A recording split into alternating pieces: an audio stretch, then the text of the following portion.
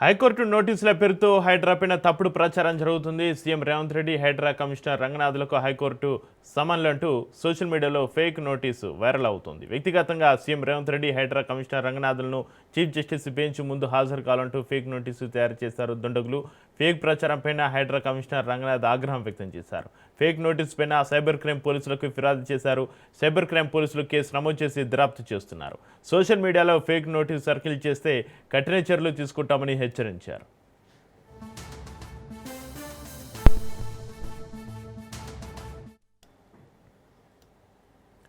High court నోటీసుల పేరుతో హైడ్రాపైన తప్పుడు ప్రచారం జరుగుతుంది. సీఎం రేవంత్ రెడ్డి, హైడ్రా కమిషనర్ రంగనాథ్లకు హైకోర్టు సమన్లంటూ సోషల్ మీడియాలో ఫేక్ నోటీసు వైరల్కి సంబంధించి మరింత సమాచారాన్ని మా ప్రతినిధి సైదులు ఫోన్లో అందిస్తారు. సైదులు.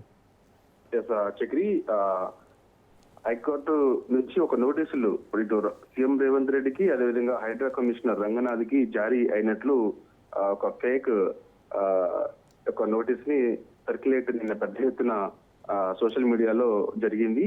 సో దీనిపైన హైడ్రా కమిషనర్ రంగనాథ్ వెంటనే స్పందించారు. ఎందుకంటే హైకోర్టు నుంచి హైకోర్టు స్టాంప్ తోటి CM Revanth Reddy, Hydraa commissioner Ranganath high court ముందు హాజరు కావాలంటూ కూడా ఒక ఫేక్ సర్క్యులేట్ ని సిద్ధం చేసి కొందరు సోషల్ మీడియాలో విస్తృతంగా దాన్ని ప్రచారం చేయడం జరిగింది. సో అది కాస్త నిజమేనని అందరూ భావించారు. వెంటనే హైడ్రా అది నిజమా కాదా అని చెప్పేసి ఆ యొక్క నోటీస్ పూర్తిగా పరిశీలించిన తర్వాత అది ఫేక్ అని తేలింది. వెంటనే హైడ్రా కమిషనర్ స్వయంగా ఆయన నేరుగా వెళ్ళి మనకి సిసిఎస్ పోలీసులకి కంప్లైంట్ కూడా చేయడం జరిగింది. దానిపైన కేసు నమోదు చేసి దర్యాప్తు చేస్తున్నారు సైబర్ క్రైమ్ పోలీసులు. సో ఎక్కడ నుంచి ఈ యొక్క ఫేక్ సంబంధించినటువంటి నోటీసు వచ్చింది, ఎవరు దీన్ని సిద్ధం చేశారు, ఎవరు దీన్ని సర్క్యులేట్ చేశారు మొదటిగా అనే విషయం పైన కూడా వాట్సాప్ గ్రూపులలో ఎక్కడ షేర్ అయింది ఏంటి అనే దానిపైన కూడా విచారణ చేస్తున్నారు.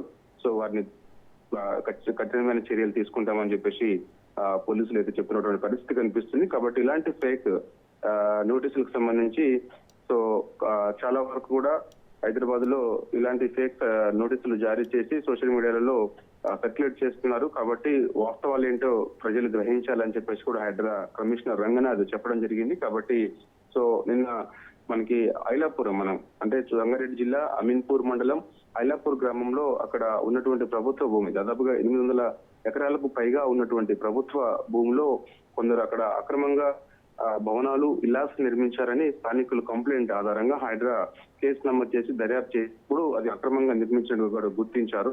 సో ఐలాపురంలో ఉన్నటువంటి అక్రమ నిర్మాణాలపైన హైడ్రా కొరడా జలిపించింది.